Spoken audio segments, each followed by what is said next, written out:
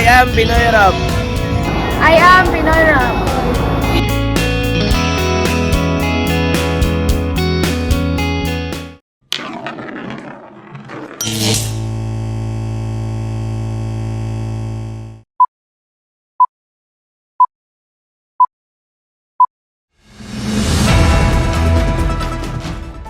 And for the headlines, weather forecast, tornado strikes Visayas, heavy rain soak Luzon. Local news, Bambi on Supporting Oca, political divisions and conflicts should not persist. Two-story building got by fire despite Fire Prevention Month. Comelec to file a case against a politician for posting in a non-designated area. Regular COWD officials set aside as they face charges. National news. Comelec extends the deadline for local absentee voting applications. International news. South Korea's Air Force chief issues an apology for the accidental missile launch. Entertainment. Judy Ann Santos wins the Best Actress Award in Portugal for Espantaho. Sports. Philippines moves forward in the 2025 Junior Billie Jean King Cup. International feature. Feminists voice anger and outrage during Women's Day marches in Mexico, Argentina, and Peru. National feature. CICC and U.S. firm provide advanced digital forensics training to Filipino agents. Trivia. Japan, slurping is a compliment. If you find this segment informative, please click the thumbs up button and subscribe to stay updated with our latest news and share this broadcast to your friends and family. Your support helps us keep you informed. Help us get our first 10,000 subscribers. Your engagement matters. Liking, sharing, and subscribing to our content not only helps more people discover the important stories we bring you, but also supports our team's hard work. It boosts our visibility in the algorithm, making it easier for others to find ways to stay informed. Plus, it helps us generate more resources to continue delivering the news you rely on. Thank you for being part of our community.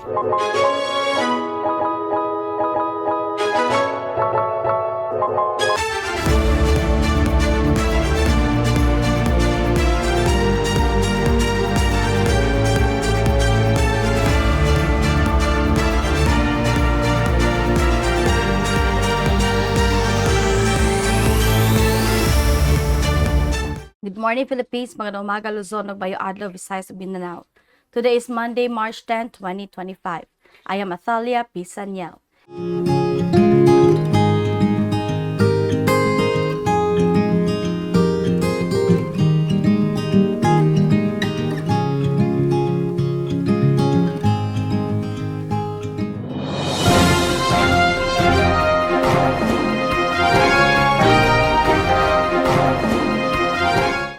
Bambi on Supporting Oca. Political divisions and conflicts should not persist. Political differences should not stand in the way of the city's progress. This was the sentiment of Misamis Oriental District 2 Representative Bambi Emano, explaining why their family and the Partido Padayon Filipino chose to set aside political rivalries and endorse former City Mayor Oscar Moreno against incumbent Mayor Rolando Clarix Uy in the upcoming May 12 elections. Emano emphasized that Cagayan De Oro 1st District Representative Lordan Suwan needs a strong political partner in managing the district, which led to the reconciliation between the city's two major political factions. A recent survey on the mayoral race shows Clarix holding only a 3% lead over Moreno. Two-story building got by fire despite Fire Prevention Month. The city recorded its first fire incident of the year despite the strict observance of Fire Prevention Month. This happened after a two-story structure, which served as a boarding house and commercial space, was engulfed by flames along Corrales Extension, Barangay 23. According to Bureau of Fire Protection, Macabal investigator SFO2 Jezreel Lazaga, the burned structure was owned by Ronald Radis and caught fire yesterday morning. Further investigations are being conducted to determine the cause of the fire. which started on the second floor of the building. Fortunately, no injuries or casualties were reported from the incident. Comelec to file a case against a politician for posting in a non-designated area. The filing of cases against illegal campaign posters of local and national candidates will follow due process. This was clarified by Commission on Elections Chairman Attorney George Erwin Garcia. Garcia observed that some individuals removed illegal campaign posters from unauthorized areas, but these were merely relocated to other restricted areas instead of being properly disposed of.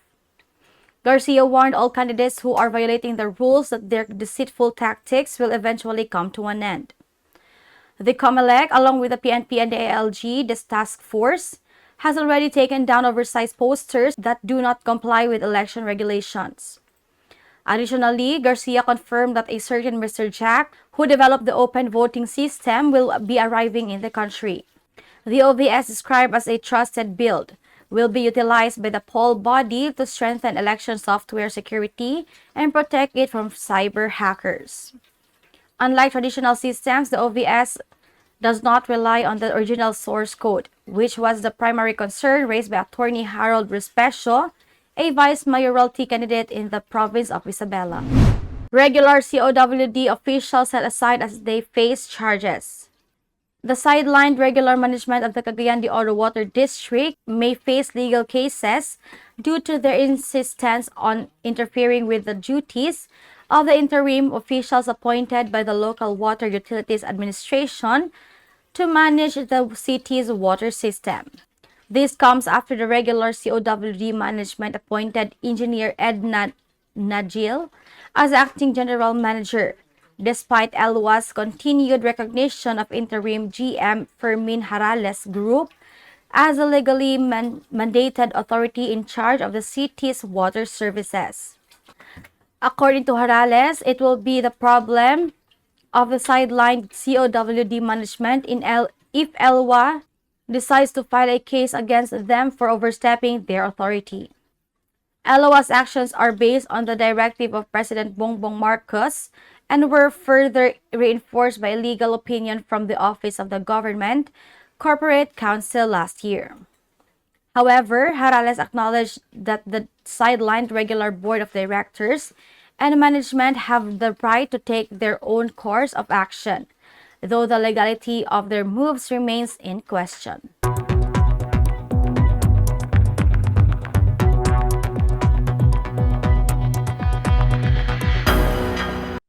Weather forecast. Tornado strikes Visayas, heavy rain soak Luzon. We've got a few things happening. The easterlies are still dominant, bringing rainfall across parts of the Philippines, while a cold surge sets up over Japan. The leading edge of the surge, a shear line, is stretching down to Luzon, bringing rain and instability. Converging winds have even led to spin-ups, like an EF0 tornado in Murcia, Negros. Fortunately, no reports of casualties, but it caused some damage. In Cagayan Valley, the latest cold surge continues, bringing overcast skies and intermittent rain. This pattern holds through Sunday, but conditions improve by midweek as winds shift and dry air moves in. However, heavy rain may still cause water levels to rise in the Cagayan River. Over Mindanao, places like General Santos, Davao, and Cagayan de Oro are seeing steady rainfall. Tacloban sees a slight break, but showers persist. Camiguin Island has been active lately, first a volcanic eruption, now a tornado. Meanwhile, Manila will have thunderstorms on Sunday before drying out by Tuesday, with temperatures climbing back to the low 30s. No tropical systems are on the horizon due to dry air and strong shear, but surfers can expect solid East Coast swells. In Baguio, heavy rain lingers through Sunday before clearing by Monday, with cool temps in the mid-20s. Siargao will also see thunderstorms with slightly cooler temperatures due to cloud cover. Overall, the weather starts unsettled but gradually improves by midweek.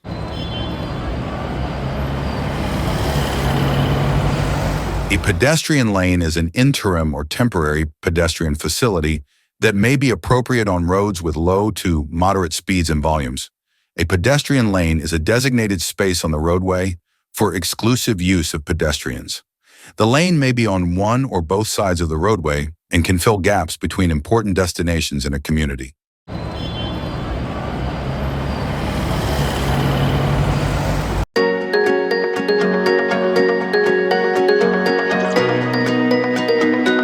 Washing hands can keep you healthy and prevent the spread of respiratory and diarrheal infections. Germs can spread from person to person or from surfaces to people when you touch your eyes, nose, and mouth with unwashed hands.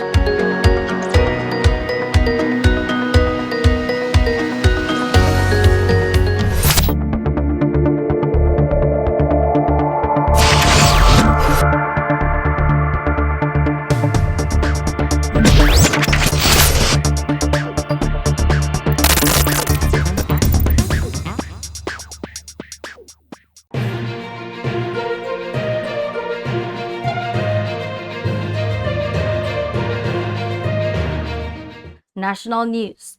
Comelec extends the deadline for local absentee voting applications. The Commission on Elections has extended the application period for local absentee voting for the 2025 midterm elections, moving the deadline from March 10 to March 17, 2025. This decision was made in response to multiple requests from government agencies and other concerned groups. Local absentee voting allows specific sectors such as government employees, members of the Philippine National Police and armed forces, and media practitioners to vote ahead of time if their duties prevent them from going to their designated precincts on election day. However, LAV participants can only vote for national positions, such as senators and party list representatives, and not for local candidates. The voting period for LAV is set for April 28 to 30, 2025 from 8 a.m. to 5 p.m. To apply, eligible individuals must submit their applications to their respective office heads or supervisors, who will then forward them to Comelec. Application forms are available for download on the Comelec website. The extension is intended to give more time for qualified voters to participate in the elections, ensuring that those with official duties on election day can still exercise their right to vote.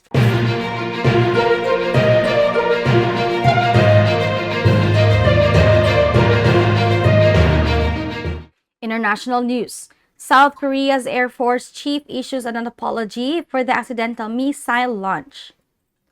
On March 6, 2025, during joint live-fire exercises in Pocheon, Gyeonggi Province, two South Korean KF-16 fighter jets accidentally dropped 8 500-pound Mk-82 bombs on the rural village of Nogok. This mishap resulted in injuries to 15 civilians and caused significant damage to residential properties.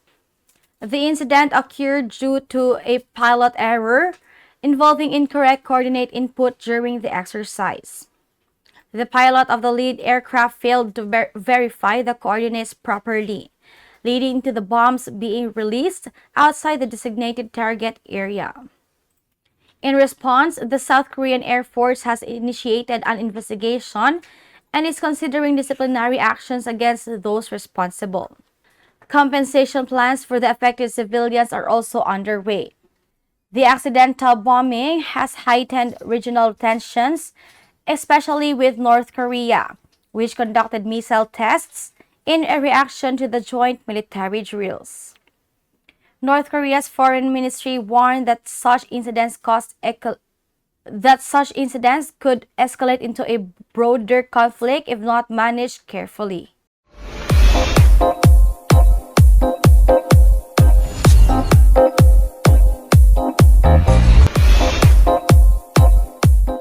Entertainment. Judy Ann Santos wins the Best Actress Award in Portugal for Espantaho. Acclaimed Filipina actress Judy Ann Santos won the Best Actress Award At the 2025 Porto International Film Festival in Portugal for a powerful performance in the psychological horror film Espantaho. Porto, a prestigious European festival known for honoring outstanding performances in genre cinema, recognized Santos' haunting and emotionally charged portrayal. This win adds to the growing list of international accolades for Philippine cinema. Santos shared her excitement on Instagram, thanking the festival jury, the film's team, and her family for their support. Accompanied by her husband Ryan Agoncillo, she celebrated the milestone alongside international filmmakers. Espantaho tells a chilling story that captivated both critics and audiences. With this victory, the film is expected to gain wider recognition, with possible screenings at other festivals and a global release. Santos' latest achievement reaffirms her status as one of the Philippines' most respected actresses.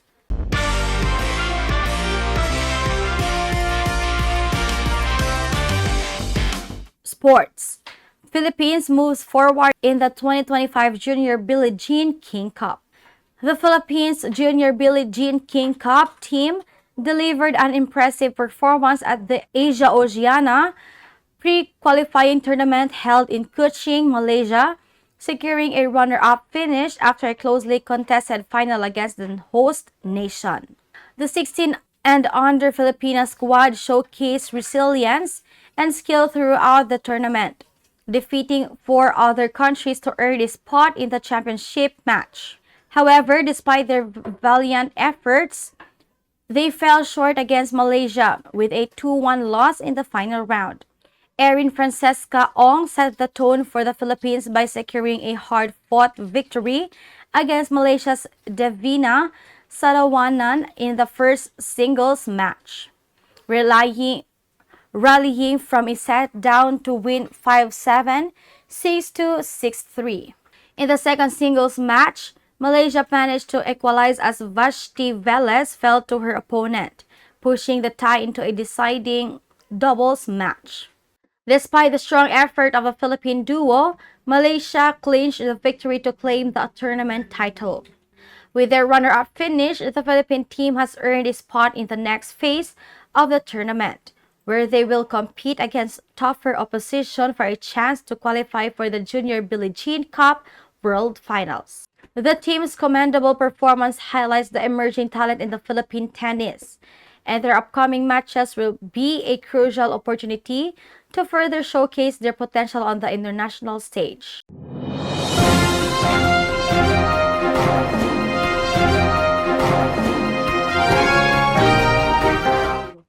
International feature. Feminists voice anger and outrage during Women's Day marches in Mexico, Argentina, and Peru. Thousands of women and feminist activists marched in Mexico, Argentina, and Peru on March 8 to protest gender-based violence, inequality, and government inaction. The demonstrations marking International Women's Day highlighted the ongoing fight for justice, protection, and equal rights across Latin America. In Mexico, protesters marched towards the presidential palace, chanting against gender violence and femicide, with victims of family demanding justice. Reports recorded 54 femicides in January 2024, totaling 839 cases so far this year. In Lima, Peru, demonstrators called for women's safety and equality. Activist Noelia Alejos joined the march to help end the fear women have endured. The Peruvian Ombudsman's office reported a 13% rise in femicide cases, with 170 women killed in 2024. In Buenos Aires, Argentina, protests targeted President Javier Milei, accused of weakening support for women's rights. Activists fear his austerity measures will worsen gender violence and economic struggles for women.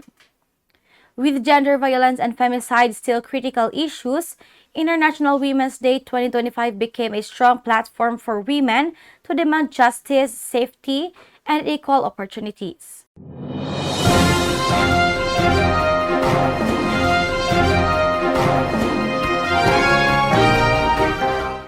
National feature.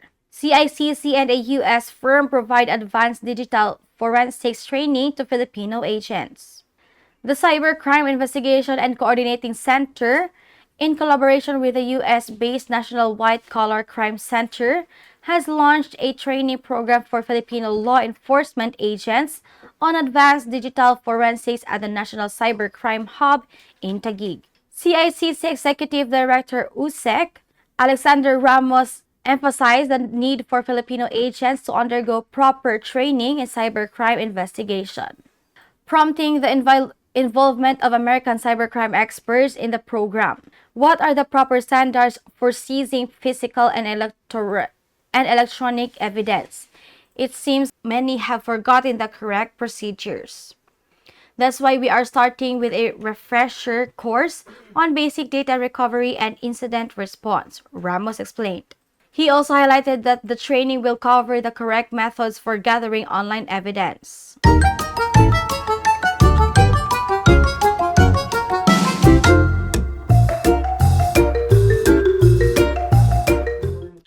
Trivia.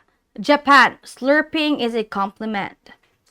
In Japanese culture, slurping noodles, whether ramen, soba, or udon, is not considered rude but a sign of enjoyment and appreciation for the meal. Unlike in Western cultures, where eating noisily is seen as bad manners, slurping in Japan is a gesture of respect towards the chef and the quality of the dish. Slurping serves multiple purposes.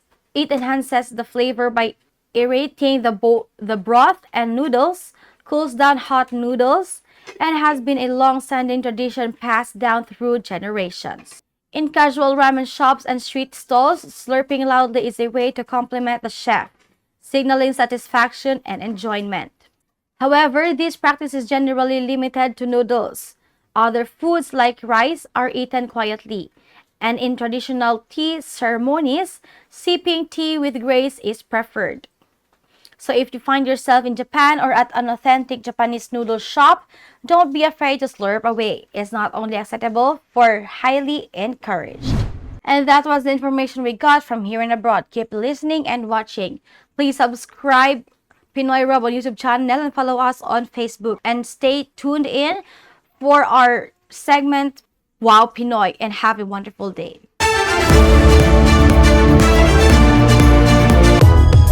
If you find this segment informative, please click the thumbs up button and subscribe to stay updated with our latest news and share this broadcast to your friends and family. Your support helps us keep you informed. Help us get our first 10,000 subscribers. Your engagement matters. Liking, sharing, and subscribing to our content not only helps more people discover the important stories we bring you, but also supports our team's hard work. It boosts our visibility in the algorithm, making it easier for others to find ways to stay informed. Plus, it helps us generate more resources to continue delivering the news you rely on. Thank you for being part of our community.